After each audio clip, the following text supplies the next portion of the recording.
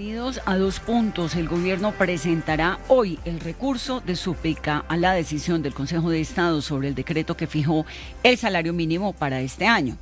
Ahí hay de todo, Carolina. Las posibilidades es que se quede igual, que lo aumenten, que es lo que quiere el presidente, o que lo reduzca, que creo que ya reducirlo sonaría absurdo a estas alturas. Vanessa, suena absurdo que se vaya a modificar el monto del aumento del salario mínimo para este año.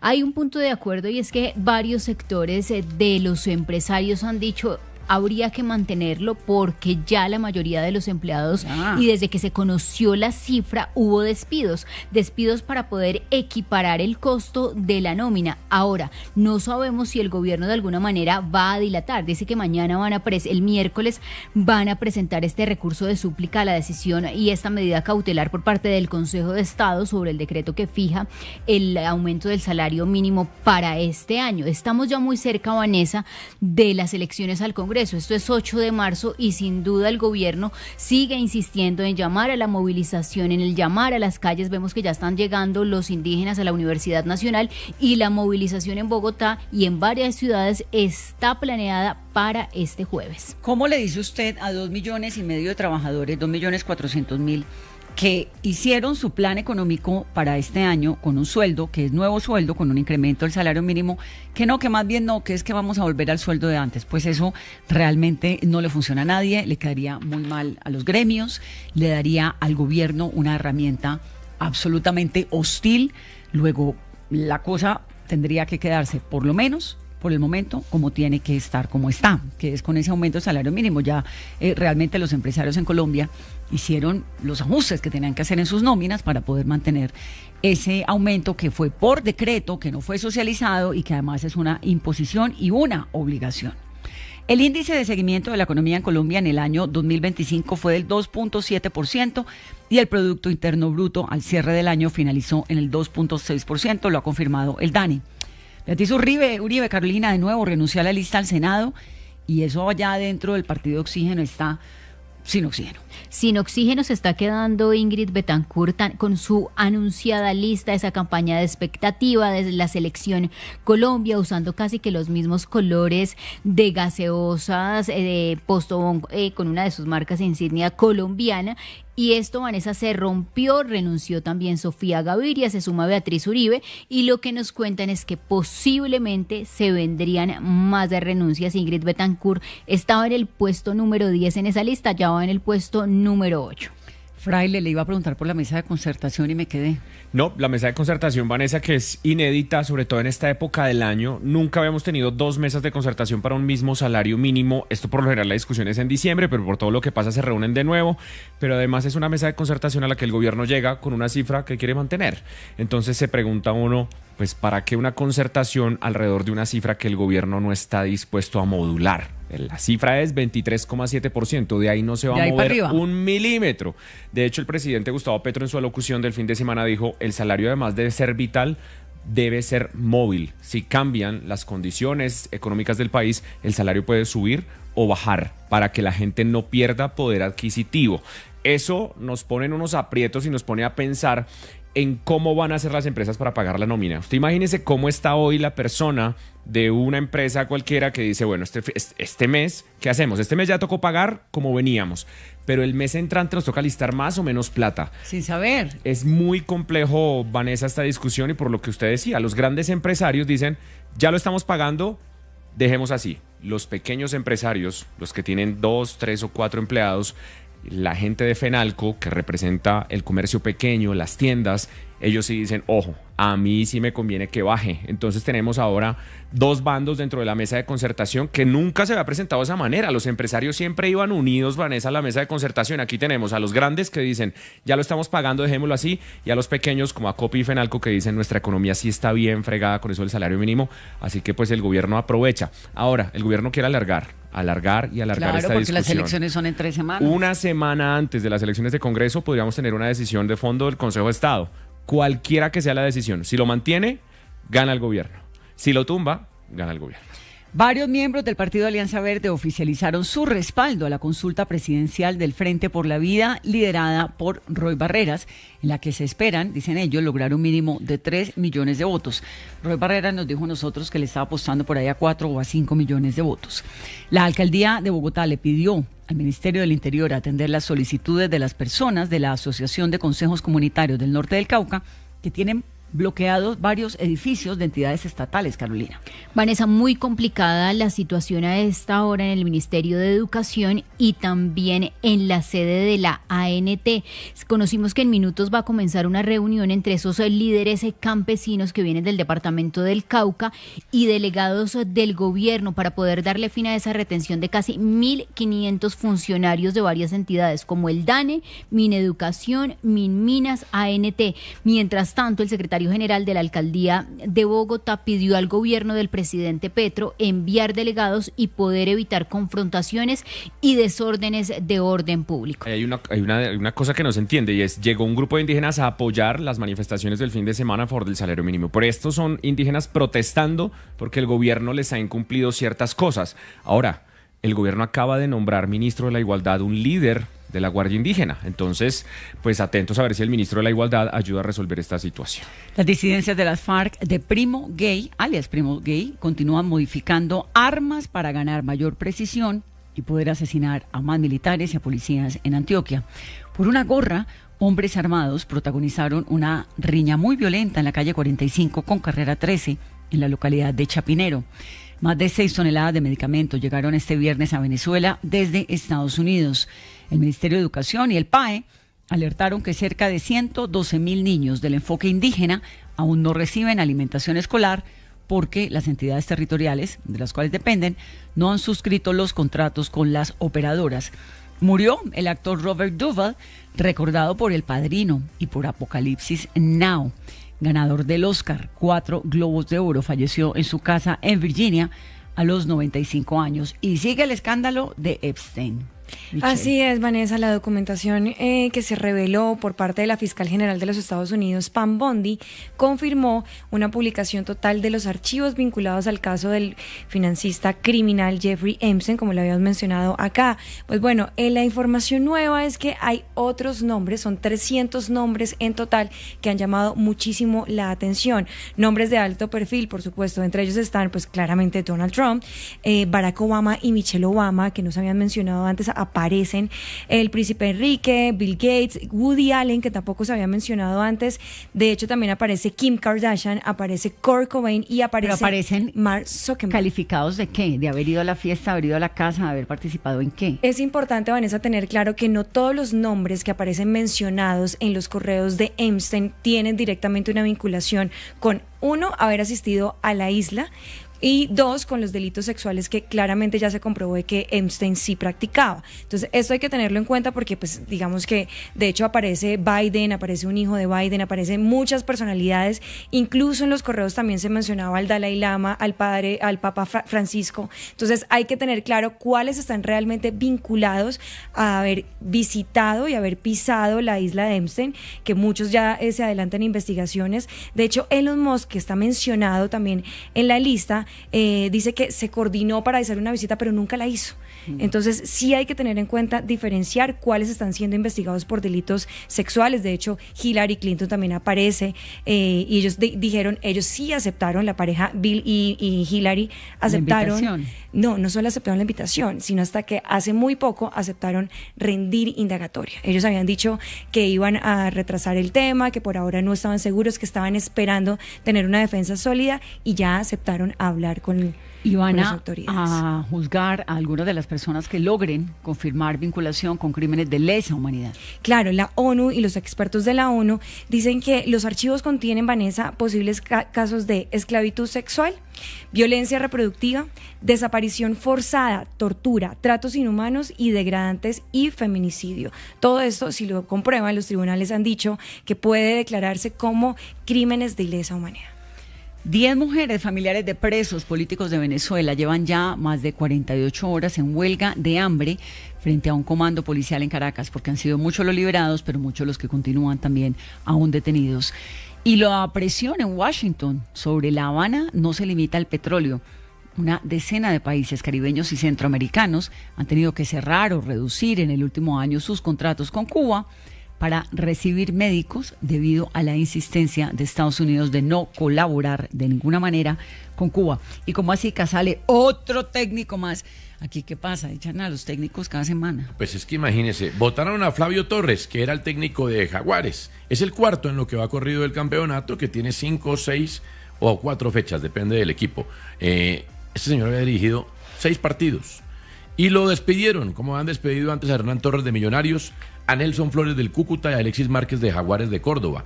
Y quiero reseñar una estadística que publicó el CIES el año pasado. Esto no ha cambiado mucho, Vanessa, esto fue en abril del año pasado. El CIES es el Centro de Estadísticas y Estudios del Fútbol. Y el año pasado encontró que Colombia es uno de los países que menos estabilidad le da a los técnicos de fútbol. En Colombia, hasta el año pasado, los técnicos duraban en promedio 160 días en su cargo. Menos de un año. Mucho menos de un año.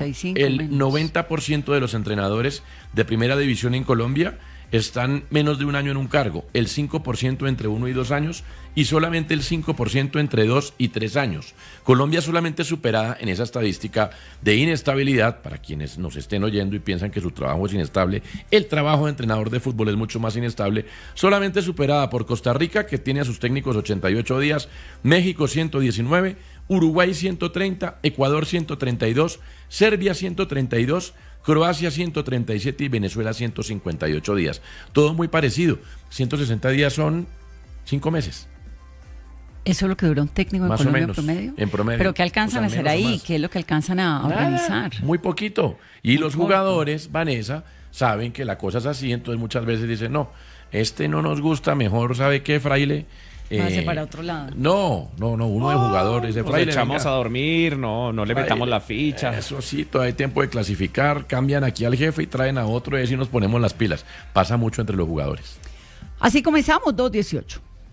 Son las 2:21 de la tarde. Manuel Alejandro Tique es un ingeniero civil colombiano de 33 años que fue detenido el 14 de septiembre en el 2024 mientras hacía parte de una misión humanitaria en Apure, en Venezuela. Él trabajaba con el Consejo Danés para Refugiados en nuestro país. Hablamos durante ese tiempo de secuestro con su padre, con miembros también del Consejo Danés para los Refugiados. Y bueno, la buena noticia es que está libre. Me da mucho gusto tenerlo. Bienvenido aquí a Caracol Radio a 2 puntos. Hola, muchas gracias por tu invitación. ¿Usted supo por qué lo detuvieron finalmente? Es el momento en el que yo formalmente no sé por cuál fue el motivo de mi detención. O sea, conozco por una presentación que nos hicieron cuáles fueron las acusaciones, pero en el momento de la detención no tengo razones, no conozco cuál fue el motivo real. Usted iba en una carretera, ¿verdad? Cuando lo pararon. Yo pasaba por la frontera entre Arauca y Guasdualito por tierra. ¿Y cuáles fueron las razones que en ese momento las autoridades venezolanas expusieron para su detención? ¿Qué le dijeron? ¿No caminen o lo vamos a llevar? ¿Por qué? Hasta ese momento, cuando llegó lo que era la Dirección General de Contrainteligencia Militar, lo que hizo fue, necesitamos hacerle una entrevista extra, unas preguntas más, y de ahí, como tal, ese organismo me llevó con ellos hasta Guasdualito, ingresándome al país de forma ilegal. Y sin razón alguna, sin dar una sola palabra, al día siguiente me transportaron hasta Caracas. Yo ni siquiera sabía que iba para Caracas a ese punto. Pero a ver, a usted lo capturan, lo secuestran en territorio colombiano, ¿cierto? No. O en la frontera ya era Venezuela. Yo ya estoy pasando justo en el punto de migración de Venezuela. Entendido. ¿Y cuáles fueron los cargos que le dieron? Eso sí, después de la presentación que se me hizo 3 meses después, los cargos son terrorismo, asociación al terrorismo, financiamiento al terrorismo y conspiración. O sea, unos cargos desorbitantes que uno no sabe de dónde salieron. No, pues además estuvo preso 17 meses, eso es mucho tiempo. ¿En qué condiciones? Bueno, la celda es una celda de 4x2, 8 metros cuadrados, con un compañero de celda siempre. Tienes ahí la letrina, un hueco de 1 metro cuadrado en el cual lavas, en el cual haces tus necesidades, y justo al lado está un camarote de cemento en el cual comes, te alimentas, en una celda que está llena de cucarachas todo el tiempo, las luces encendidas todo el tiempo, entonces no puedes a veces dormir, estás con un colchón delgado, colchón incómodo, ah, y tienes te dan simplemente los elementos de higiene y de aseo, los necesarios, los vitales. Manuel Alejandro, de esos 17 meses, ¿en algún momento vio que su vida estaba en riesgo? Cuando inicia como tal todo este secuestro, el primer día que me van a llevar hacia Caracas sin ninguna palabra, simplemente me esposan, me llevan a un carro, me suben, tengo un guardia a un lado, un guardia al otro, armados. Lo primero que puedo llegar a pensar es que efectivamente pueden terminar con mi vida y dejarme tirado en un río. Ya después en la prisión no llego a tener ese pensamiento tan profundamente. Manuel, ¿pudo tener acceso a un abogado o una asistencia consular durante su detención? A nosotros nunca se nos permitió llamadas hasta el momento de nuestra presentación. En esa presentación, que para nosotros es una falsa presentación, nos obligan a firmar un documento donde se nos dice que si no firmamos no tendremos derecho a una defensa, y nos brindan una defensa pública. Pues es una abogada de parte de ellos que al final nunca vuelve a aparecer, y no nos permiten posterior a eso solicitar un abogado privado. Volvimos a estar aislados e incomunicados. Es lo más cercano que se podría decir. Y entonces, ¿cómo hizo para tener luego un proceso judicial y una acusación, etcétera, y salir? La verdad es que nunca hay un proceso, jamás hubo un proceso legal allí. Allí todo nosotros lo denominamos allá adentro como un teatro, porque se nos hicieron 2 presentaciones, la primera con los cargos que ya le mencioné, son 50 personas que están siendo acusadas de los mismos cargos al mismo tiempo, siendo defendidas por el mismo supuesto abogado, que ni siquiera sabe el nombre de ninguna de las personas que va a defender. Y en la segunda es por vía telefónica, en la cual la llamada se corta a mitad de la acusación. Entonces, como tal, nunca tuvimos un proceso. ¿Con quién estaba preso usted? ¿Qué historias conoció allá así que lo hayan sorprendido? ¿Gente que llevara mucho más tiempo que usted? Cuando yo llegué ya había aproximadamente otras 6 personas. Habían 2 españoles, una persona de República Checa, unas personas que eran nacionalizadas de Estados Unidos, las cuales iban por turismo o visitar a su pareja únicamente. Y posterior a mí llega gente de todas las nacionalidades.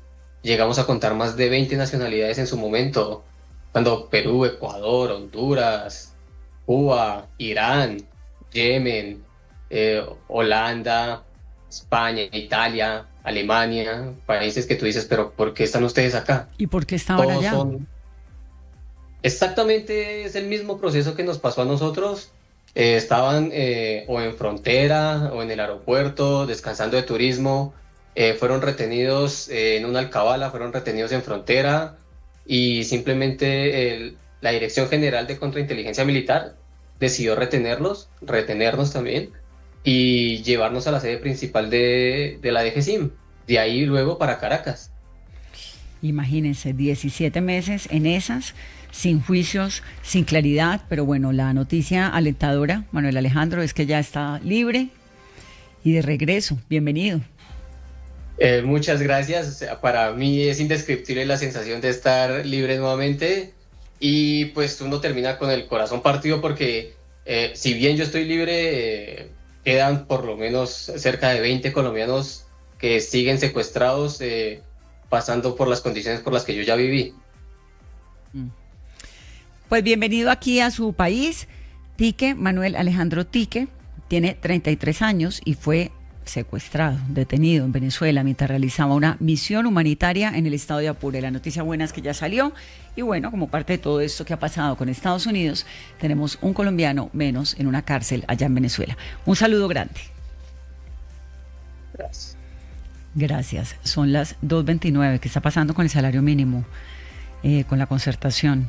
Vamos a esta hora, Vanessa, al piso 25 del Ministerio de Trabajo, donde desde las 10 de la mañana avanzaba esta reunión que acaba de finalizar. Luis Enrique Hurtado.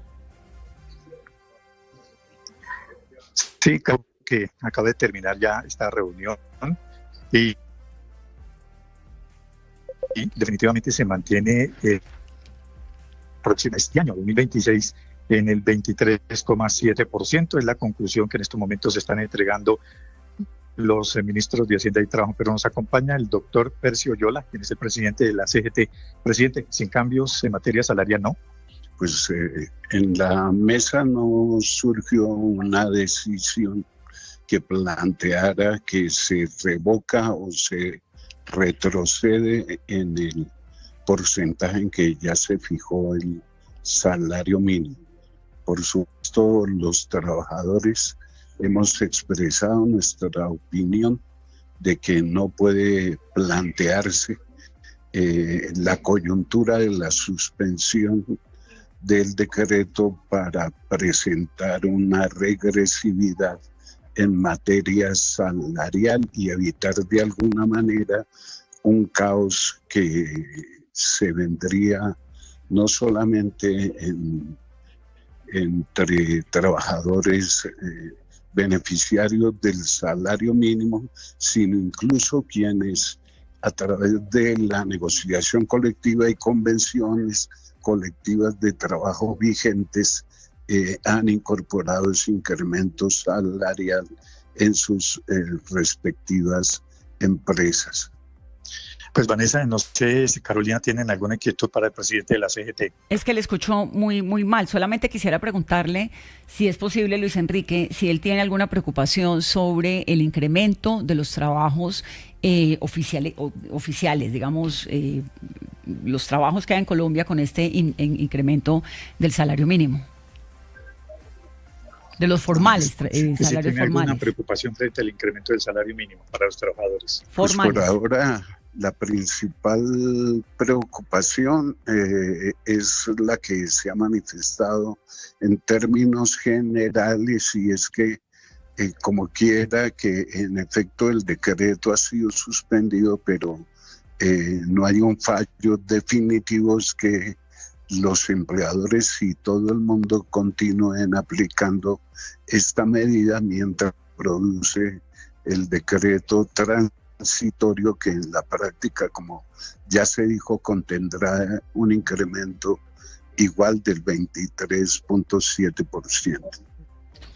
Pues, Entendido, Luis Enrique. Entonces, la noticia es esa: se mantiene el incremento del 23,7% en el salario mínimo para todo el 2026. Y estábamos hablando con Percio Oyola, que es el presidente de la CGT, que es la Central General de Trabajadores. Gracias, Luis Enrique. No, Vanessa, con mucho gusto. Aquí estamos pendientes. Un parágrafo que acaba de decir el ministro de Hacienda es que el gobierno nacional va a adoptar un paquete de medidas para ayudar en especial a las pequeñas y medianas microempresas, que son las más afectadas, las que han tenido mayor impacto por este reajuste del 23,7%, y el ministro del Trabajo también ha dicho que van a recurrir a todos los mecanismos legales ante el Consejo de Estado para buscar una explicación y también poder expedir un decreto ya de manera formal confirmando este reajuste del salario mínimo del 23,7%. Gracias, Luis Enrique. 2:33. Esa historia es impresionante. Ángela Vergara es representante a la Cámara por Bolívar del Partido Conservador, y ella denunció que su hijo fue retenido por el Servicio de Migración y Control de Aduanas en Estados Unidos, el ICE, a pesar de que tiene una residencia legal en ese país. Doctora Vergara, bienvenida a Caracol Radio. Muchísimas gracias, Paola, y a todos los que nos están escuchando en esta tarde por abrirnos los micrófonos y que escuchen un poco, no de lo que está pasando con mi hijo, sino de lo que está pasando con miles de colombianos detenidos en el exterior sin antecedentes, tratados como delincuentes y sometidos a unas condiciones que afectan su dignidad, pero sobre todo también su salud. Pero, ¿su hijo por qué lo detuvieron? ¿Qué fue lo que ocurrió? Sí, bueno, te cuento, mi hijo llega a Estados Unidos en el 2022, en el 2023 dadas muchas condiciones de este país, solicita su asilo político. Tuvo 2 audiencias, las 2 fueron aplazadas. Tenía audiencia en firme para agosto del 2028. En ese tiempo mi hijo tuvo su seguro social, su permiso de trabajo, creó empresas, se certificó como conductor de camiones comerciales. Iba precisamente ejerciendo esa labor que hacía todos los días, pasando por Luisiana a las 4 de la mañana. Hubo un retén que lo paró. Era un retén de la policía de tránsito. ¿Él iba conduciendo? ¿Él iba conduciendo Iba un camión? conduciendo. Iba conduciendo un camión, sí. Él iba a hacer una entrega. Y a las 4 de la mañana pues lo para un policía de tránsito. Él entrega sus documentos como era normal, como fue durante 3 años y medio que estuvo allá. Minutos después llega una patrulla de ICE y minutos siguientes pues ya mi hijo se encontraba en un centro carcelario de Luisiana. Eso fue pues todo lo que pasó. A nuestro parecer hasta el momento mi hijo era legal, pues entendemos que las políticas de ese país, las políticas migratorias de ese país cambiaron de manera abrupta y pues por eso nosotros como familia decidimos que él inmediatamente solicitara, aún con el miedo, la salida voluntaria del país, pensando que era una solución rápida y ágil para tenerlo de regreso a casa después de varias semanas de muchas angustias. ¿Y qué ha pasado con esa petición? Sí, lo que pasa es que después de eso nos dimos cuenta que existe un largo camino y fue en el momento en que yo dejé mi silencio, dejé esto en lo íntimo para salir a la luz pública a gritar lo que me estaba pasando a mí como madre, a nosotros como familia, lo que estaba viviendo mi hijo. Y es que después de que tú solicitas la salida voluntaria del país o queda en firme tu expulsión o tu deportación, hay un largo camino porque hay muchísimos colombianos esperando un vuelo para volver a casa. Hoy va un solo vuelo semanal a Estados Unidos de la Fuerza Aérea Colombiana a buscar colombianos, ya sean deportados con salida voluntaria o expulsados de Estados Unidos. Y son solamente 110 personas que regresan a Colombia cada semana y quedan un montón de colombianos represados en unas condiciones indignas, en unas condiciones inhumanas. Ya no estamos hablando de un problema aislado, estamos hablando de un problema humanitario que requiere atención urgente del Estado colombiano, que requiere mayor empatía, que requiere una defensa decidida de los derechos humanos, sobre todo con esos connacionales que no han cometido ningún delito. Sí. Representante, ¿qué tan fácil ha sido la comunicación con su hijo? Y eso quería preguntarle sobre las condiciones en las que él está.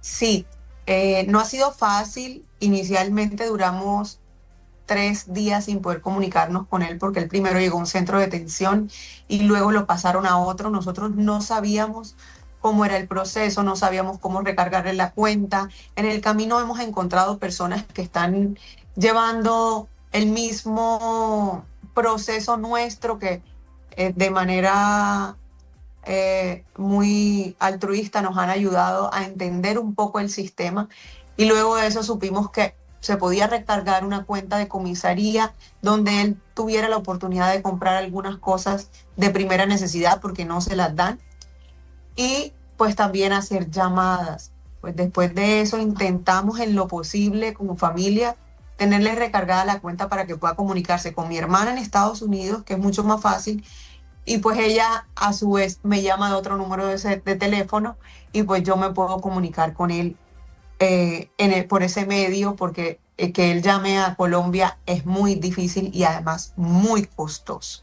Representante, entonces han sido momentos muy duros. Él nos ha contado estos últimos 3 días y también esto hizo parte de que mi corazón se rompiera, que él está en una celda con 70 personas donde están enfermos porque en esa correccional o en esa cárcel tienen flu, tienen una enfermedad respiratoria, tienen fiebre, tienen gripa, dolor en los huesos, ¿Está en algunos Luisiana tirados en cama. o ya lo Él mudaron? está en Luisiana. Sí, él está en Luisiana. ¿En qué? Ha pasado por 2 centros ahí mismo en Luisiana, pero conozco casos de personas que han pasado por 4 o 5 correccionales en todo el país. Fraile. Esto obviamente es una inestabilidad que quiebra familias y que nadie está en condiciones de enfrentar, nadie tiene por qué Claro. hacerlo. Pero ¿por qué él se va a pedir asilo a Estados Unidos? Yo la escucho a usted decir que usted tiene una hermana allá, pero usted además aquí es congresista. Uno pensaría que por su nivel económico, por el salario que recibe, por la representación política que hace del Estado, pues no sé, su hijo, ¿por qué pide asilo en Estados Unidos? Sí, claramente no es por un tema de mejores oportunidades, es un tema muy personal, familiar. Nosotros nos encontramos en un departamento que es bastante golpeado por el conflicto y pues tomó la decisión de irse a Estados Unidos más bien por proteger su vida que otra cosa. Mi hermana está allá porque se casó, pero realmente su corazón está acá, viene todo el tiempo que puede, porque sí quisiera estar en Colombia. Sin embargo, ya crecieron sus hijos allá y se encuentra allá. Y pues con mi hijo Rafael sí tomó la decisión de buscar un asilo y es precisamente por eso. Pero hay otras personas que fueron buscando mejores condiciones y que no merecen este trato inhumano y merecen además un retorno digno, una protección efectiva de esos derechos, y eso es responsabilidad más nuestra que de Estados Unidos, de poder traer a todos esos que tienen su situación definida, ya sea por deportación o por salida voluntaria de ese país. Representante, pero precisamente usted es miembro del Partido Conservador Colombiano, ha apoyado abiertamente al Partido Republicano, celebró el regreso de Donald Trump a la Casa Blanca. ¿Cómo responde a quienes ven una contradicción entre ese respaldo y su denuncia actual? A ver, esas afirmaciones están alejadísimas de la realidad.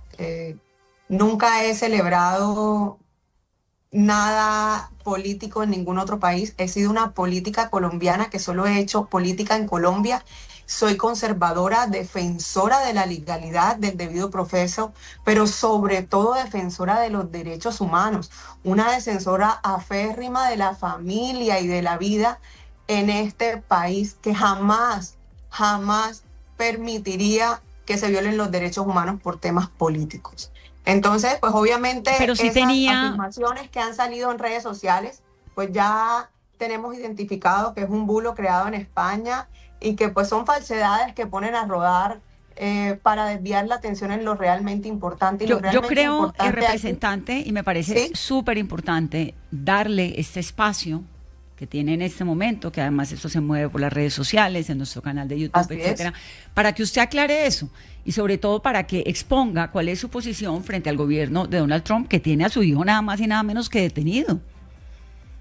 Completamente. Nosotros respetamos la política migratoria de Estados Unidos. De hecho, apenas le pasó esto a mi hijo, dijimos, pues lo más sensato es salir del país, pero lo que no aceptamos ni participamos y condenamos de una manera fuerte es el trato inhumano, no solamente con mi hijo, sino con miles de colombianos que lo único que han hecho es servirle a ese país y que fueron por protección o fueron por una mejores condiciones y que no merecen hoy estar viviendo lo que están viviendo, en hacinamiento, en malas condiciones, y que definitivamente sí le exigimos al gobierno de Estados Unidos que nos dé respuestas a por qué nuestros connacionales están siendo tratados de esta manera, pero sobre todo también a nuestro gobierno nacional, para que desde Colombia tengamos una robusta política de atención inmediata a cada connacional que se le violen los derechos,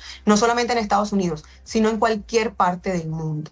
Nunca, pero nunca estaré de acuerdo con la violación de los derechos humanos, y más porque me encuentro en un país que ha sido golpeado por la violencia durante 60 años. Lo he vivido en carne propia, lo he vivido en familia y todos los que yo represento en el departamento de Bolívar. Así que jamás he celebrado ni persecuciones ni detenciones. Defender la ley no justifica esos abusos. Y yo eso lo he dicho siempre, no ahora, lo he dicho toda la vida. Representante, ¿qué proyección tiene sobre la libertad de su hijo? Porque dice que están pidiendo que lo regresen a Colombia. ¿Qué está esperando? ¿Qué cree usted que va a pasar? ¿Tiene algún tipo de abogado? ¿Lo han visitado? Eso debe ser el consulado de New Orleans, no sé si hay. De Houston. De Houston, Texas. Sí, estoy en comunicación con el cónsul de Houston, sin embargo, ya este caso dejó de ser personal, dejó de ser familiar.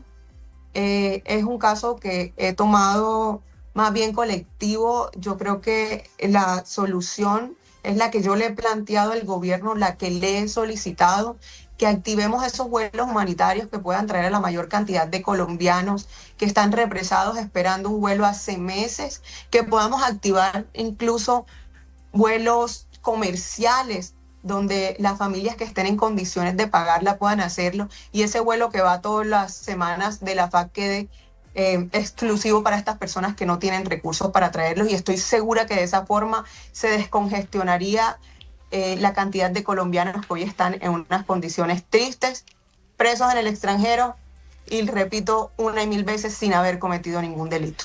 Terrible, pues lamento profundamente lo que está viviendo, representante, y ojalá estos micrófonos, esta entrevista, sirvan para que usted deje claridad de su pensamiento político, que creo que también es importante, y ojalá podamos tener a su hijo además de regreso pronto a Colombia. Le mando un saludo muy solidario.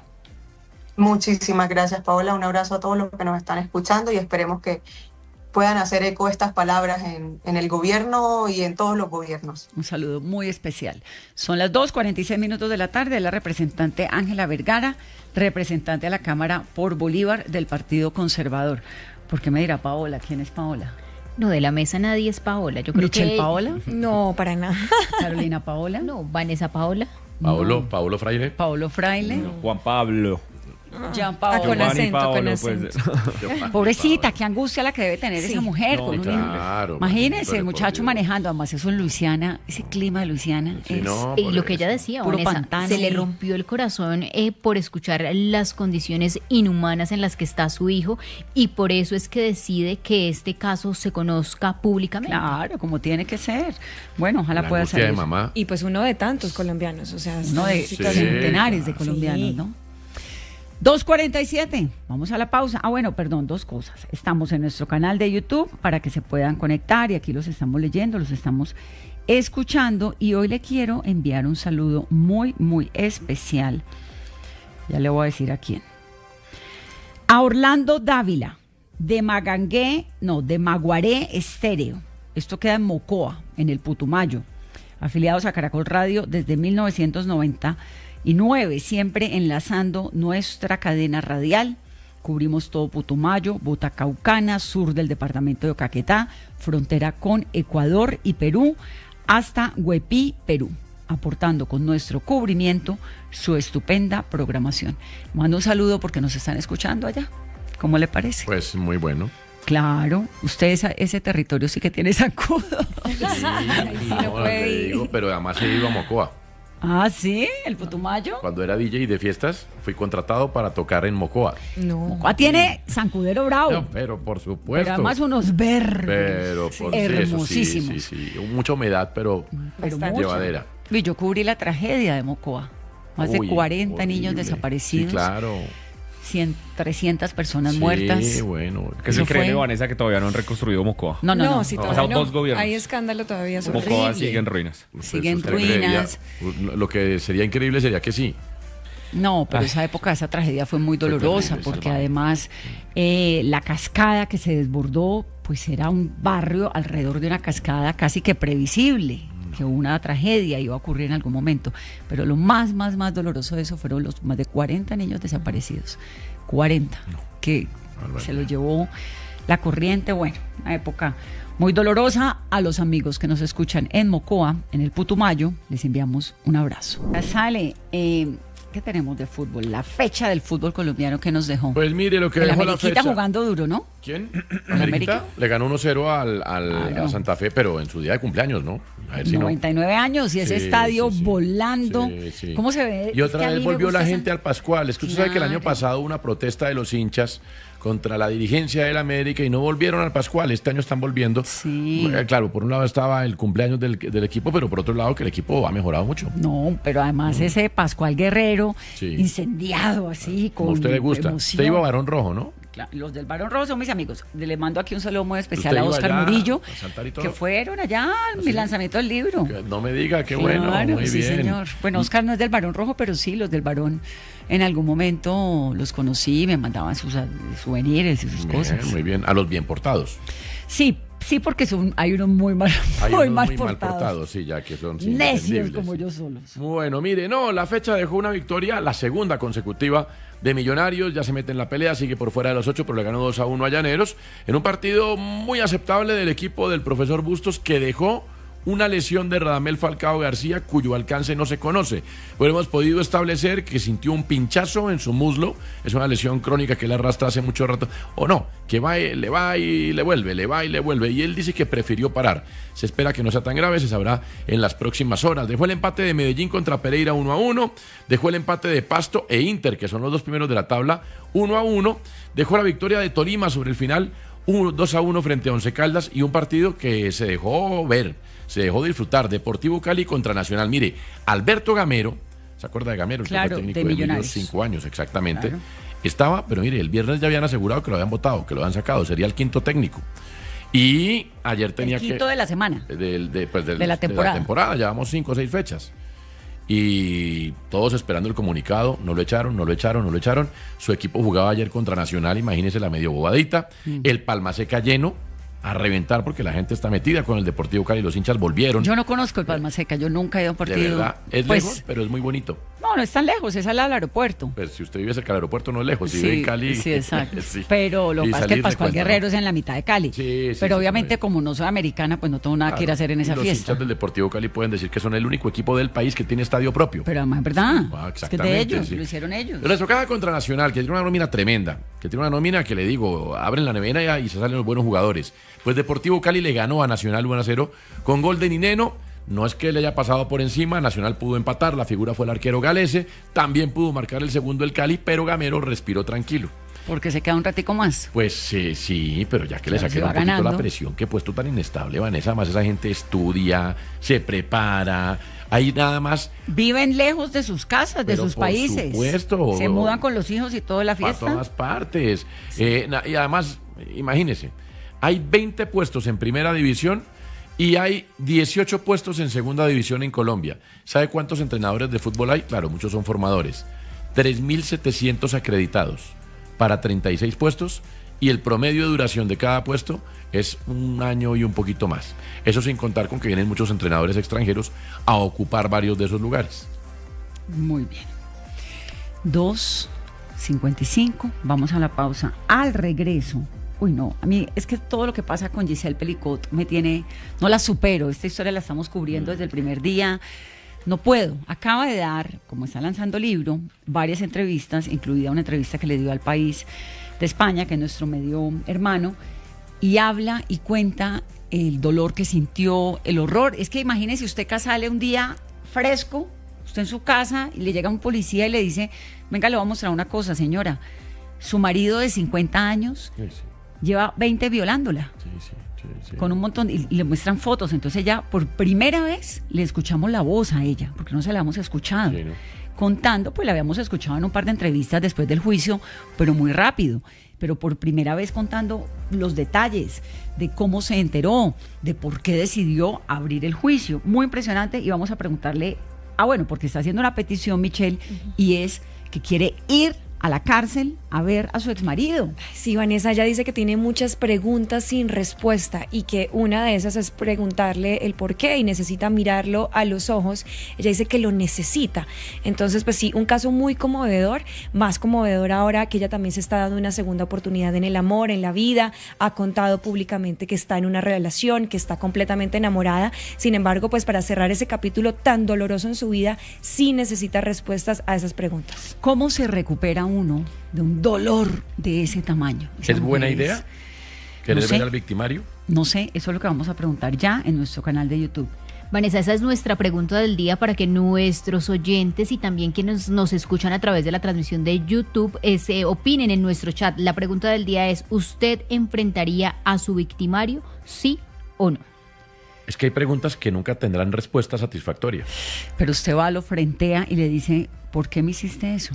Ninguna respuesta la va a dejar satisfecha. Era tu esposa durante 50 años. Pero en ese proceso proceso de perdón, de duelo y de sanación es necesario que ella pueda verlo a los ojos. Hay y gente lo que que decía sí Michelle, necesita eso. ella quiere respuestas. Ese es el objetivo. ¿Usted enfrentaría a su victimario? Esa es nuestra pregunta en el canal de YouTube. Entran a YouTube, entran al canal de Caracol Radio. Ahí estamos. Vamos a ir a la pausa rápidamente y al regreso hablamos de este tema, además con una experta, para que a ver si podemos entender qué le pasa a una persona que es capaz de hacer eso. ¿Qué le pasa por la cabeza? Regresamos. Lo que hemos contado y hemos venido comentando, muy aterrados además, porque esta historia de la señora Pelicot, pues la verdad es que no lo deja a uno de sorprender. ¿Por qué? Pues porque usted no puede tener un esposo, vivir con él durante 50 años, tener hijos con él y que de pronto llegue a su casa un policía y le diga, venga señora, le quiero mostrar algo, y la señora le muestran una primera imagen de una mujer a la que ella misma no reconoce. Son unas declaraciones de verdad que son horrorosas, porque el tipo la drogaba, le daba sedantes muy profundos para poder él abusar de ella, pero además ponerla a ella como juguete sexual de decenas de señores en todas las posiciones posibles y en toda la violencia más absurda y más inhumana que una persona pueda realmente vivir. Vamos a escuchar algunos apartes de las entrevistas que dio este fin de semana. La que viene se la da a CBS, a la cadena CBS. Your husband had recorded these rape scenes. You didn't want to watch the videos. Ultimately, your lawyer said before going into trial, you have to watch those videos. El periodista le dice que él sabe que ella no quería ver esos videos, pero que para el juicio le pidieron que los viera. Esto responde.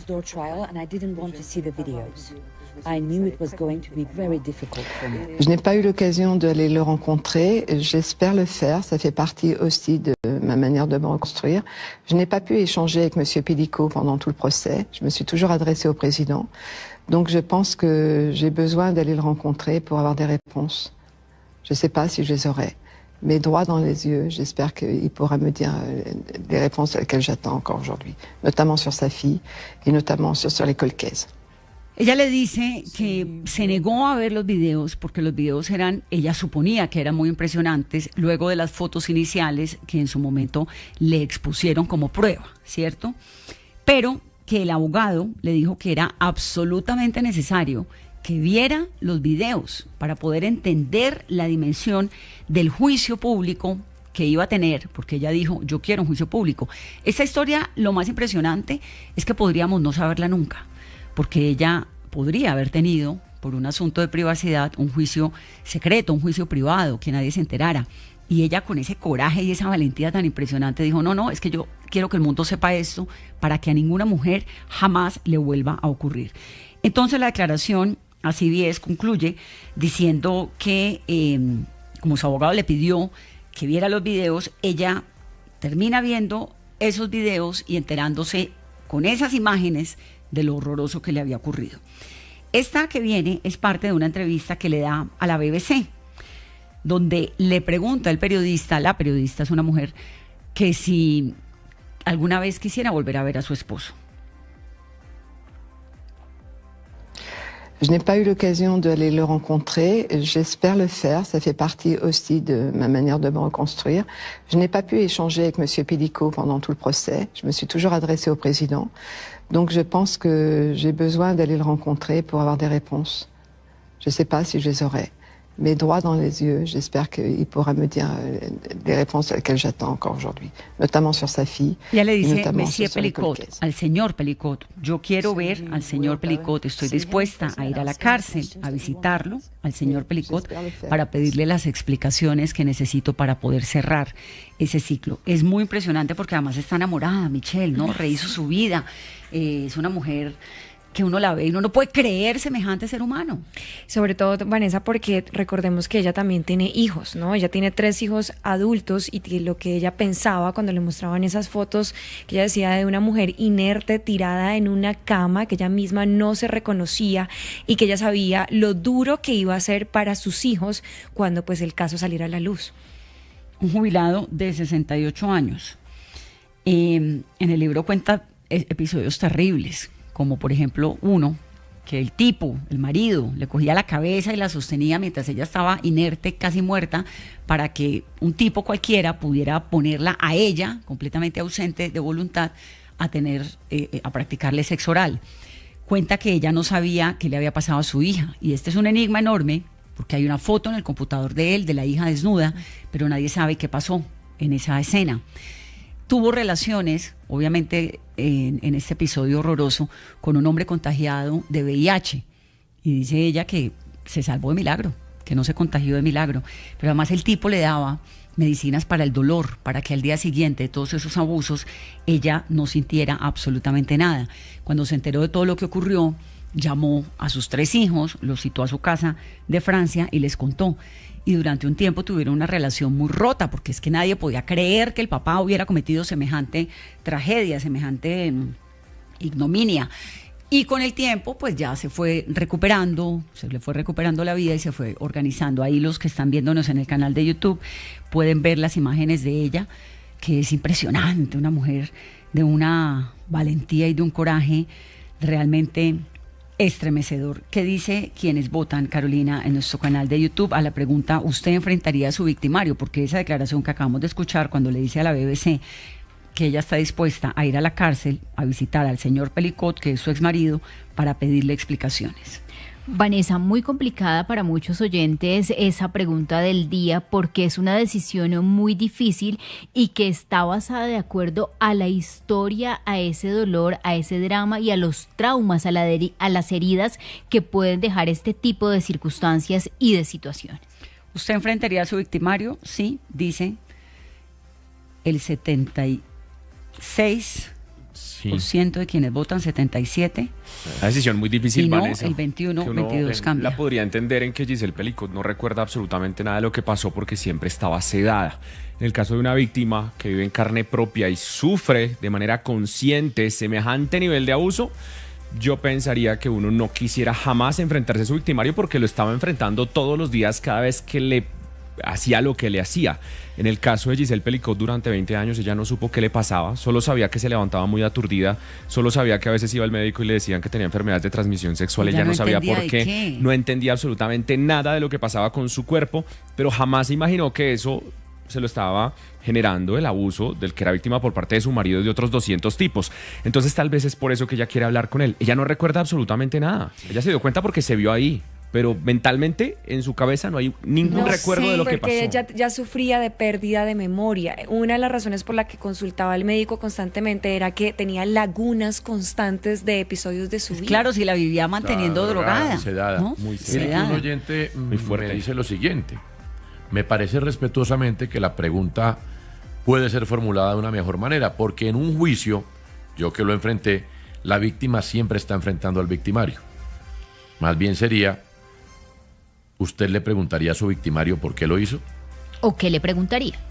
Sí. ¿Cuál es la duda más grande? No, pues nos pueden escribir qué le preguntaría, pero para votar aquí toca así, ¿no? Porque ya pusimos la... No, porque el algoritmo es así. Pero ¿sabe qué? No, pero tiene razón, porque en un juicio uno enfrenta a su victimario y lo tiene que ver ahí al lado, y en fin. Cuando las víctimas fueron a La Habana, que fue un choque también muy fuerte, víctimas de abusos, víctimas de secuestro, de asesinato de sus familiares, ellos querían saber era por qué. ¿Usted por qué reclutó, secuestró y mató a mi hijo? ¿Y dónde no me está? importa, exacto, no me importa el tema ideológico, no me importa el tema del conflicto en ese momento. Yo quiero que usted me dé una razón de por qué está el cuerpo. A él específicamente lo asesinaron. Claro, encontrar el cuerpo también es un cierre importante, pero estas personas querían saber por qué, y el por qué, y por qué, y por qué.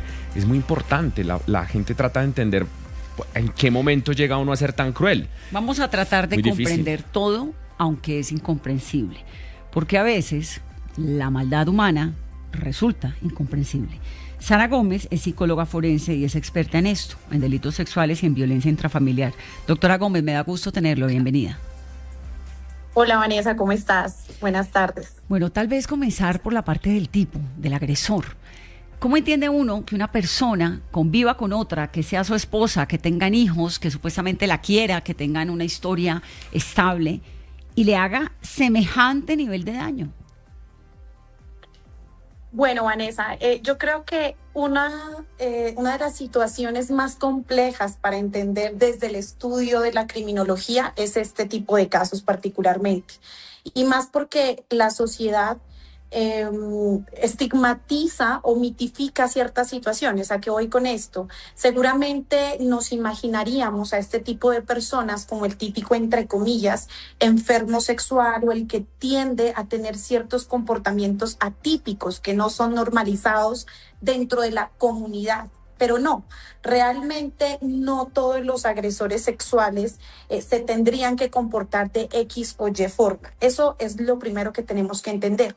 Es decir, hay agresores sexuales que son totalmente integrados, como en este caso lo era. En teoría era funcional dentro de todas sus esferas. Entonces, cuando tú me dices cómo una persona puede ser el esposo perfecto, que es lo que ella, Giselle, en algún momento lo decía, un padre ejemplar, trabajador, en fin, pues claro, realmente pueden hacerlo. Y esto habla de lo que científicamente hablamos un patrón integrado, es decir, una persona que poco a poco puede construir una planificación adecuada, digámoslo así, puede llegar a controlar en ciertos escenarios sus impulsos, de alguna u otra forma puede tener la capacidad de manipular las situaciones, no tiene normalmente o no necesariamente va a tener los comportamientos violentos que esperaríamos y en ese orden de ideas puede camuflarse y ser, entre comillas, totalmente funcional.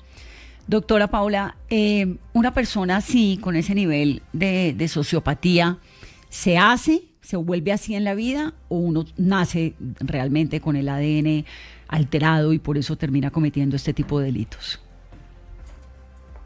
Lo primero es que yo no podría catalogarlo como sociópata ni como psicópata, porque bueno, yo creo que esto lo tendría que determinar la persona que lo evalúe. ¿La perdimos? Evaluar. Ya, es que la perdí por un segundo. Me decía que no podía calificarlo. La escucho, que no podía calificarlo como sociópata ni como psicópata, sino que una persona que lo evalúa podría hacerlo. Hasta ahí le escuché. Exacto. Hasta ahí éticamente es lo correcto. ¿Qué es lo que podríamos decir? Bajo mi consideración, muy probablemente pues tiene una parafilia muy marcada. ¿Qué es la parafilia? La atracción sexual a algo que es desviado. En este caso, pues estaríamos hablando de que su mujer en incapacidad de resistir, porque claramente estaba sedada, tenga relaciones y que otros hombres cometan cierto tipo de actos atroces con ella. Esto muy seguramente lo que le generaba pues es ese placer sexual. Ahora, cuando tú me dices si este tipo de personas nacen con ello o van creándose, bueno, lo que nos dice actualmente la ciencia es que puede partir desde dos situaciones. Probablemente pueden nacer con ciertos tipos de alteraciones dentro del funcionamiento químico cerebral, pero también se va construyendo a lo largo de la vida. Se tienen pocos registros que sean oficialmente conocidos de Dominic. Presuntamente fue abusado cuando era niño y también hay registros de que sus conductas abusivas empezaron hace muchísimos años, es decir, muchos años antes del registro que tiene frente al abuso de su esposa. Entonces, en conclusión, esto va a variar, depende del tipo de situación, pero muy seguramente pudo nacer con ciertas desviaciones dentro de los procesos cerebrales o neuroquímicos y se fue construyendo a lo largo de ciertas interacciones que haya tenido. Esto nosotros lo llamamos como factores endógenos y factores exógenos de la conducta criminal. El hecho de que la víctima no haya podido sospechar nunca, imagino, no quiere decir que no existan señales de alerta. Hay personas que nos pueden estar oyendo y se estarán preguntando, bueno, ¿qué tal qué? ¿Hay señales de alerta para poder, por lo menos... O es capaz de no dejar huella de esa magnitud. Exactamente, porque si bien esta persona no pudo sospechar, pues, ¿existen algunos patrones repetitivos? Es muy difícil, ¿sabes? Las señales de alerta son variadas, incluso en el abuso sexual infantil son señales de alerta muy variadas y no hay una específicamente. Aquí hay una situación particular y es que él era muy funcional. Y al ser tan funcional dentro de su rol como padre, como esposo, como trabajador, como una persona socialmente aceptable, pues era atípico, porque es que el patrón de abusos se consumaba a través de drogar a su esposa, pues básicamente. Entonces, al drogarla, pues aunque las señales de alerta estaban claras, que por ejemplo Giselle empezó a perder la memoria, pues muy difícilmente se le iba a atribuir esta pérdida de la memoria a un abuso, ¿sí? Esa es la situación. Pero hay señales de alerta previas que de pronto la desconocieron, pero recuerden que hay registros de abusos, no recuerdo bien, pero aproximadamente en el año 89 hubo un registro de una vecina, niña a quien Dominic presuntamente acosó. Ahí hay una señal de alerta que seguramente supo manejarla, pero la conducta criminal, y en este caso estas parafilias, esas atracciones atípicas sexuales, pues normalmente tiende a incrementar hasta el punto en el que incrementó. Doctora, esta necesidad de la víctima de reunirse con el victimario y hacerle estas preguntas, ¿usted lo asocia más como a un cierre emocional y usted lo recomienda para pacientes hacer este tipo de encuentros? Bueno, lo que pasa es que la conducta, como se dan cuenta, es tan diversa y sí, yo consideraría que es una forma de hacer un cierre necesario, porque es que si nos ponemos a analizar, Giselle tuvo interacción hasta el último día como esposa, como una esposa que desconocía la situación. Ella no ha tenido la oportunidad de enfrentarse a Dominic como agresor. Es decir, una cosa es enfrentarse en los contextos judiciales, en los juicios, pero otra cosa es enfrentarse desde el rol de exesposa frente a frente para preguntarle eso que ustedes decían, el por qué. Es una forma de un cierre traumático que para muchas víctimas puede ser necesario. El proceso de recuperación frente a la victimización, que es lo que nosotros llamamos desvictimización, pues es diverso. Así como habrán víctimas que no quieran volver a verlo, habrán víctimas que ni siquiera hayan querido que el juicio sea público. Para ella era importante y es importante todo este proceso. Yo creo que Giselle tiene unas características de personalidad que realmente son sumamente importantes, yo creería, y nosotros que estamos trabajando todos los días con víctimas y también con agresores, pues bajo mi consideración es realmente atípico. Es una mujer supremamente resiliente que ha sabido transformar las situaciones negativas en situaciones que posiblemente pueden ser transformadoras no solamente para ella, sino dejando un mensaje al mundo y a las víctimas. Entonces, claramente es un proceso de cierre. Que se lo recomiendo o no, eso va a depender del contexto de la víctima y de las habilidades personales y de afrontamiento de cada persona. Sí. Ahora, el ser humano tiene demasiadas capas en el inconsciente, en el subconsciente, en el consciente, etcétera. Ella, digamos, esto no sé si de pronto es una pregunta más como para un psicoanalista, pero digamos, esta mujer, a pesar de que estaba sedada, de que estaba dormida, de que no se daba cuenta, adentro de su ser le fueron quedando más allá de las secuelas físicas y emocionales luego de enterarse o durante todo ese proceso, porque fueron muchos años, el inconsciente de todas maneras absorbe esos abusos. Bueno, Vanessa, es una pregunta para un psicoanalista. Efectivamente, yo no te lo puedo hablar desde el psicoanálisis, te lo puedo hablar desde la ciencia de la memoria, y hay algo dentro de la memoria humana que se llama la reinterpretación de las situaciones. En este caso, seguramente no exista una memoria episódica, es decir, no existe un recuerdo tangible de algo que ella vivió durante estos 20 años.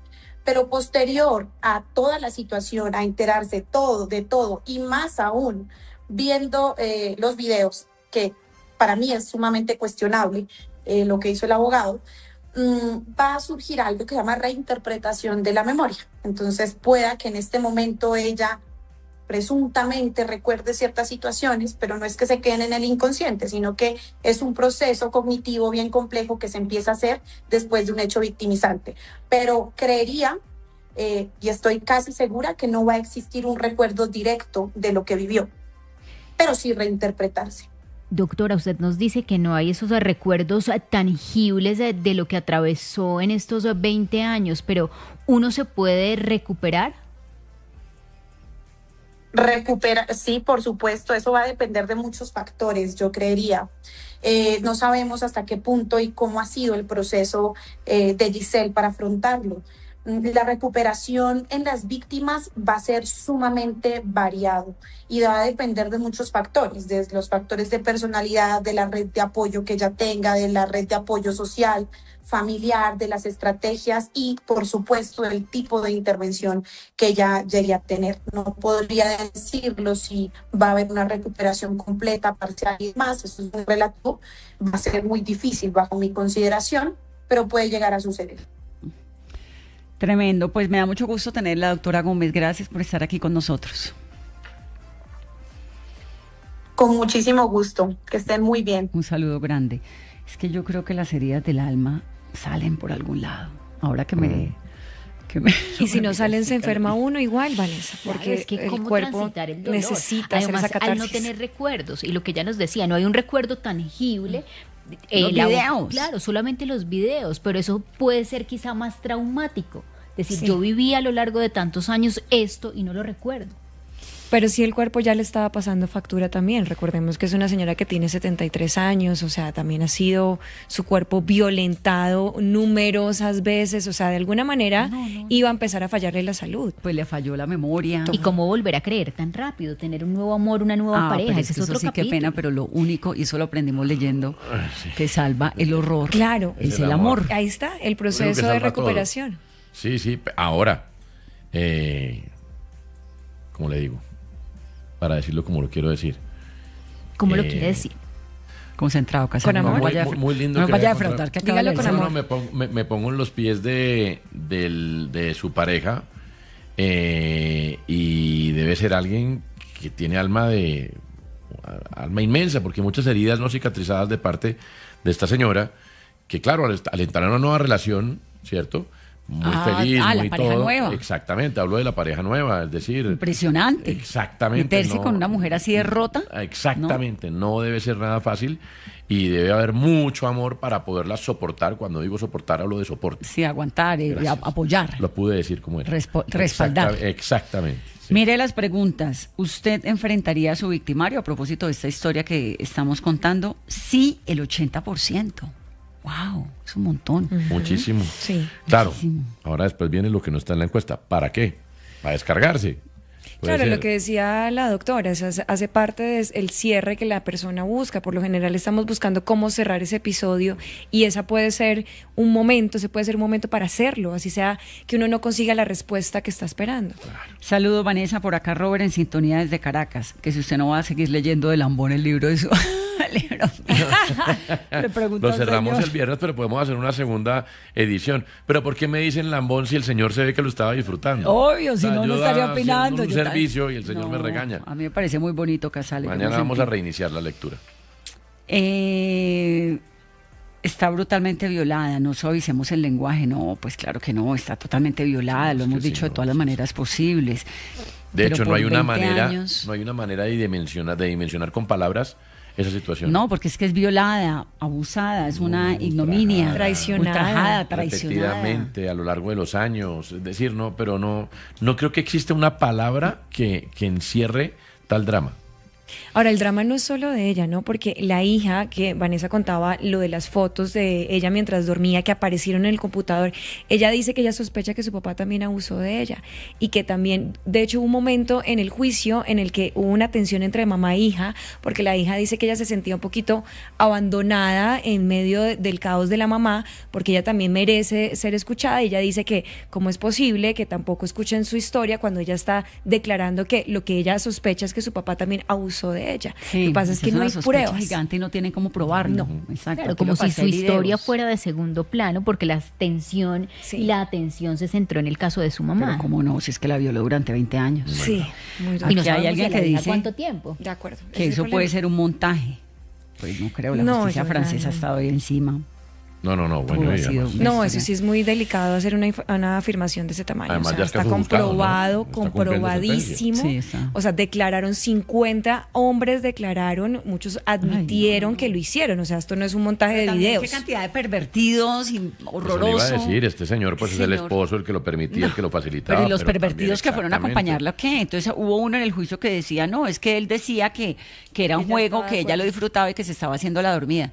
Usted sabe perfectamente cuando una señora sin lugar a dudas está activa o no, sin pues lugar a dudas. Olvídese. Sin no, horroroso.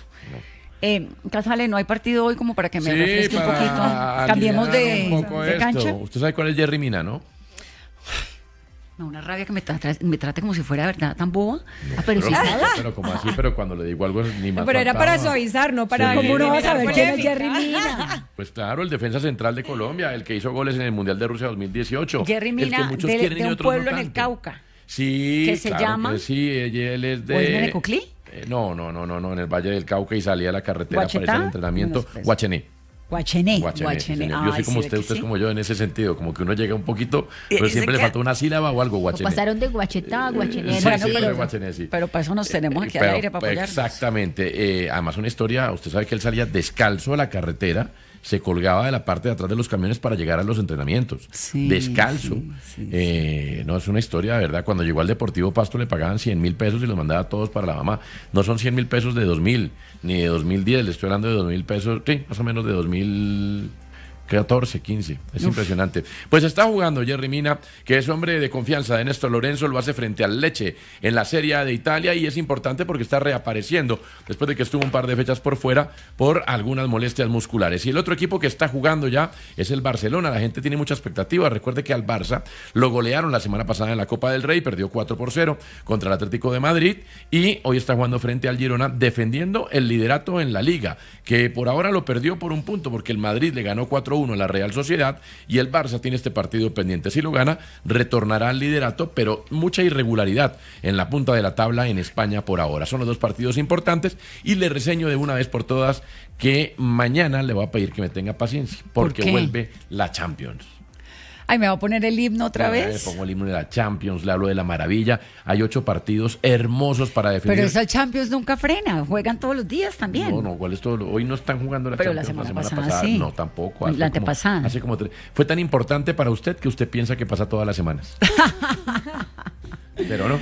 Oiga, pero también lo vi en el lanzamiento maravilloso de nuestro nuevo canal digital deportivo. ¿Cómo le parece 16 horas de transmisión ininterrumpida en AS en su edición de video y de radio? Me gusta. En el canal de streaming hay 16 horas de transmisión ininterrumpidas, por ahora serán 24, y muchos partidos de fútbol. Tenemos programas de opinión, programas de información, programas de streamers, programas para... Hay uno que se llama Tenemos que hablar, en alianza con nuestra emisora romántica Bésame. Un día me invítame allá. Pero por supuesto... Pero yo a hacer preguntas de todo lo que no sé de deportes. Sí, yo voy a estar a cargo del Morning Goal, el de la mañana. La invito, por ¿Morning supuesto. Goal? De 7 a 10 de la mañana, sí. Me gusta el nombre. Morning Goal. Morning Goal, sí, ya empezamos hoy.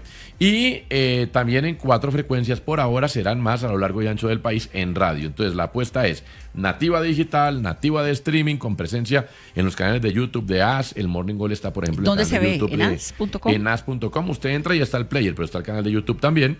Y también hay unos, por ejemplo, Rock and Goal. Se ve en ese canal de AS, pero también se oye en Radioactiva. Tenemos que hablar, se ve en ese canal y se oye en Bésame. Y se oye en 4 frecuencias en Bogotá, Medellín, Cali y Barranquilla de Arranque. Pues lo felicito, me siento muy orgullosa de tenerlo aquí en sus tiempos libres. No, gracias, sí, estamos así. Haré todo lo posible porque se divierta en esta mesa porque lo veo clavado. Como mariposa de museo. Muy bien. Pero contento. 3:37. Vamos a hablar de un tema que a mí me ha parecido también muy impresionante. Usted sabe que el veneno con el cual envenenaron, bueno, ya se lo va a contar, mejor dicho, porque el veneno es, si no es colombiano, es ecuatoriano, pero latinoamericano sí, ya venimos a Navalny. Esta historia le dio la vuelta al mundo. A ver. ¿Usted se acuerda del líder opositor ruso Alexei Navalny? Pero claro, 2º aniversario se cumple por estos días de su muerte en extrañas circunstancias. Rarísimo. Extrañas. Rarísimo. Extrañas, raras. Pues resulta que él murió envenenado. Siempre se supuso, se pensó, en algún momento dijeron sí, se envenenó, porque además es como Litvinenko, ¿se acuerda de Litvinenko? Que se iba deteriorando, y de pronto un día, chao. Ahí quedó, sí. Como Flores en el ático. Sí, claro que sí. Se vio Flores en el ático. Qué buena. Sí, tiene razón. Que era así debió haber sido, como unos venenos a cuentagotas. Como disecando, sí. Exacto. Bueno, pues Navalny. Resulta que un comunicado conjunto entre el Reino Unido, Suecia, Francia, Alemania y los Países Bajos informaron que el veneno con el cual acabaron con Alexei Navalny, que era básicamente un opositor ruso, tenía una sustancia que se llama epibatidina. La epibatidina está en Colombia. ¿Cómo así? Sí, señor. ¿En farmacias? No diga eso. No. En una rana. ¿Usted ha ido a esos? ¿En una rana? Sí, señor. Claro. Es que yo voy a preguntarle, porque tenemos un experto, Pablo Palacios, pero yo me acuerdo que cuando uno chiquito lo llevaban a los zoológicos, por lo menos el de Cali, había unas ranitas diminutas, la cosa más divina del mundo, unas amarillas, otras rojas de colores, y a uno le decían, eso es hiper mega venenoso. ¿Ah, sí?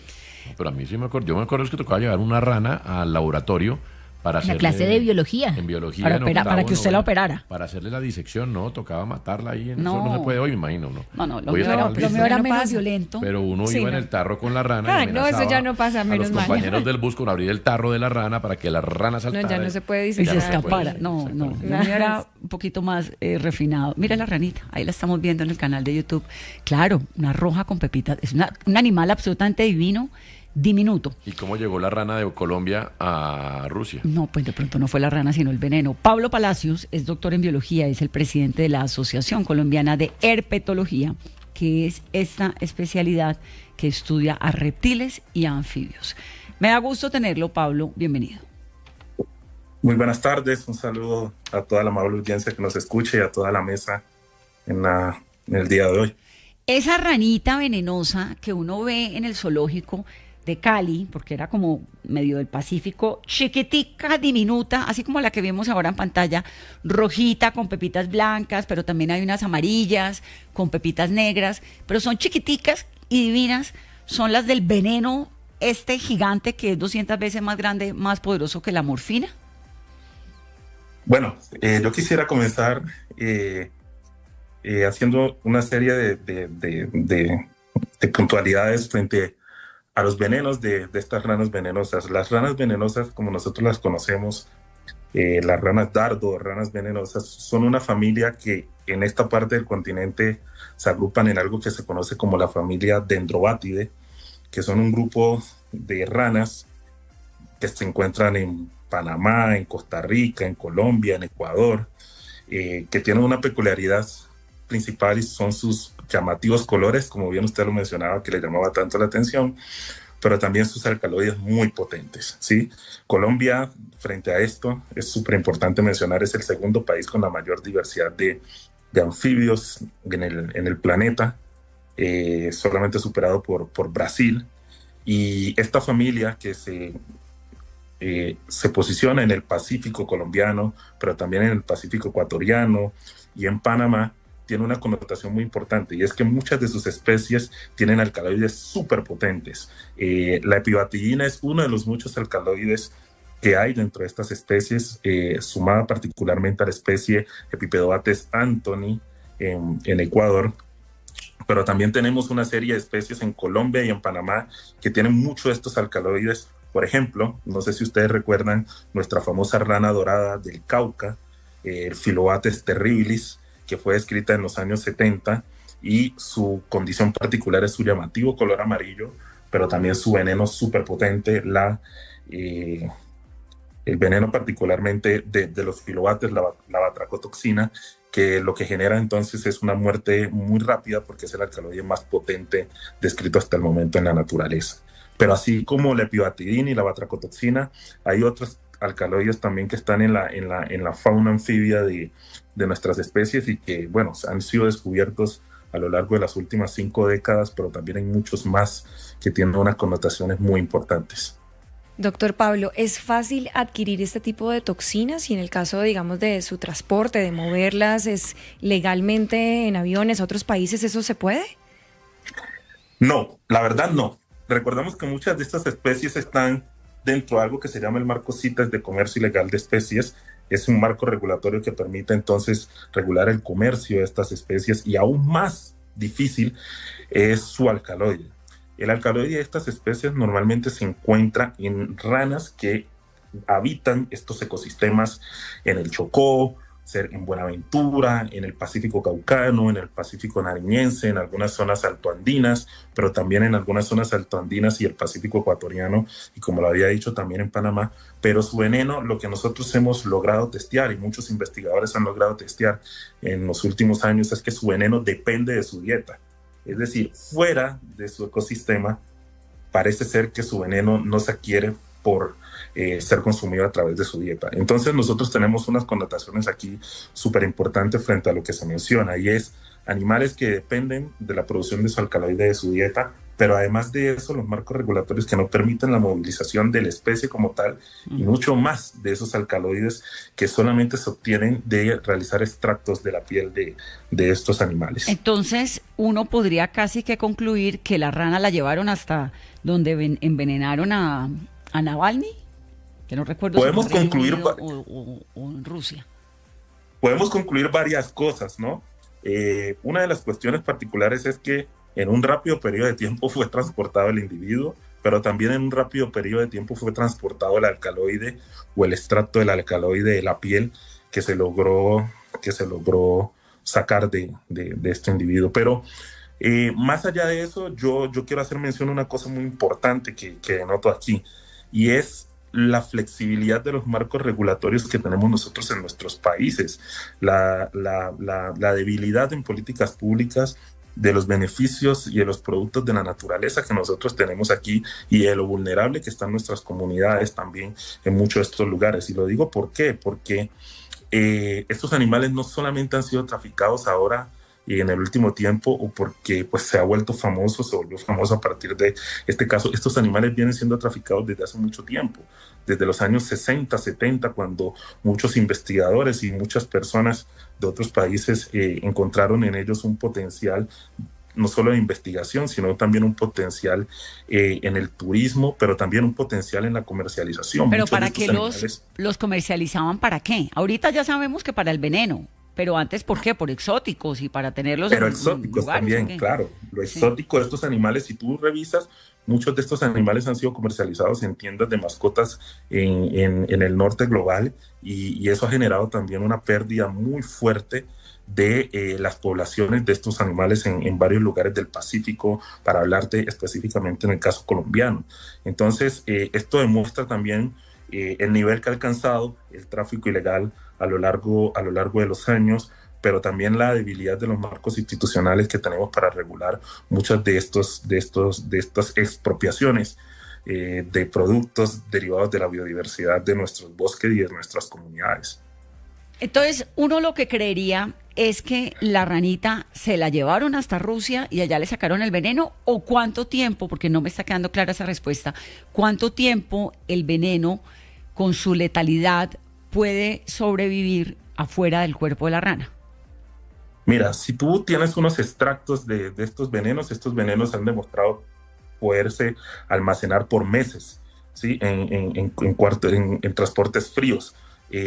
Pero también está la opción muy rápida de que el animal hubiese sido transportado también, como ha sucedido en muchos casos. Hemos visto en Colombia, en los aeropuertos, muchos casos de animales de ranas venenosas del Pacífico que son recuperados en el aeropuerto. Tenemos casos como los últimos que hemos registrado en el aeropuerto El Dorado, en donde se han encontrado hasta 800,000 individuos de estas ranas venenosas siendo producto de tráfico vivas hacia Europa y hacia Estados Unidos. Entonces, aquí lo que tenemos en conclusión, y dentro de lo que nosotros podemos suponer, es que hay dos marcos: o transportas el animal vivo en unas condiciones deplorables, como se encuentran en muchos casos cuando se hacen estos decomisos en los aeropuertos, o también puedes transportar el alcaloide a través de su extracto en cadenas frías. ¿Y cuál es, digamos, en términos delictivos, la diferencia entre el veneno de una rana de esta y otro, porque uno dice, pues imagínate la sofisticación de estos asesinos. Al señor le han podido matar como a Litvinenko o con cualquier otro veneno. ¿Por qué un veneno en una rana latinoamericana? Que tiene de pronto es más difícil de encontrar, o qué le podría representar a los asesinos. Mira, el mecanismo de acción de estos animales que no es nuevo. Las comunidades indígenas y afrodescendientes del Pacífico han demostrado desde hace muchísimos años que el veneno de estos animales ha sido utilizado para la cacería.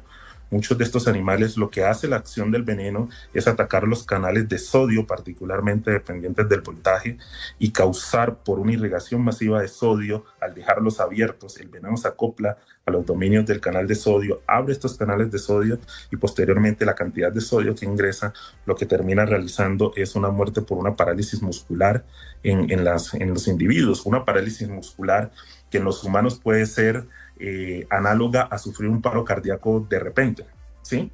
Entonces el principio es muy similar a lo que nos ocurre en un accidente cardíaco que nosotros sufrimos, pero particularmente la acción del veneno no deja muchos rastros, y por eso fue también muy difícil de detectar, seguramente por las entidades que hicieron las investigaciones respectivas, porque no es una toxina común en el medio, ni tanto comercial, porque han sido muy pocos los medicamentos análogos que se han desarrollado por el alto nivel de toxicidad de este compuesto, que están en el mercado. No es muy común, entonces es muy difícil de testear su origen particular. Entonces aquí lo que miramos es, vuelvo y repito, una cuestión de un animal, de una especie, de un individuo, de las selvas de Ecuador, Colombia, llegando su producto químico hasta estos lugares. Entonces eso muestra que hay una red que cada vez se fortalece más de comercialización de especies, pero también de productos químicos derivados de nuestra biodiversidad, actuando ya a un nivel que a mí me parece muy, muy sorprendente. Muy sorprendente. Pues yo le agradezco muchísimo, Pablo, por estar aquí con nosotros y ayudarnos a comprender la dimensión de esta noticia, que realmente es enorme, ¿no? Aparece una rana en el cuerpo, ese veneno en el cuerpo de este hombre después de 2 años de investigación de Alexei Navalny, que era uno de los más importantes opositores rusos. Gracias por estar aquí con nosotros. Un gusto. Un saludo muy grande. Pablo Palacio, doctor en biología, presidente de la Asociación Colombiana de Herpetología. ¿Usted, Casales, si ve una ranita de esas por ahí chiquita? Sí, no. ¿Ve por qué los zancudos eso tan lindo. No, ¿por qué los zancudos no? No me vaya a decir que zancudos y ranas son diferentes. Yo sé que son diferentes. Pero el zancudo de pronto le puede picar y le pega el dengue, ¿no? Por ejemplo, son bichos. Sí. Son bichos, son nunca sabe. Evítelos si puede. Evítelos. Sí, ¿para qué tocarlos? Ahora, los funcionarios rusos negaron completamente todas las acusaciones, ¿no? Pero claro. Hace 2 días volvieron a decir que lo de la rana era pura propaganda política en su contra. Pero imagínese ese nivel de sofisticación. Claro. Usted seguramente deben tener allá unos sembrados ranas. Sí, no. Enorme. Pero por el clima no. Ay, pero ¿usted qué cree? Que para eso lo que tienen son los medios para llevarlas. Tráfico de veneno de ranas. Claro, y unos calores para fomentar la procreación. Bueno, quién sabe. En todo caso, nosotros nos vamos.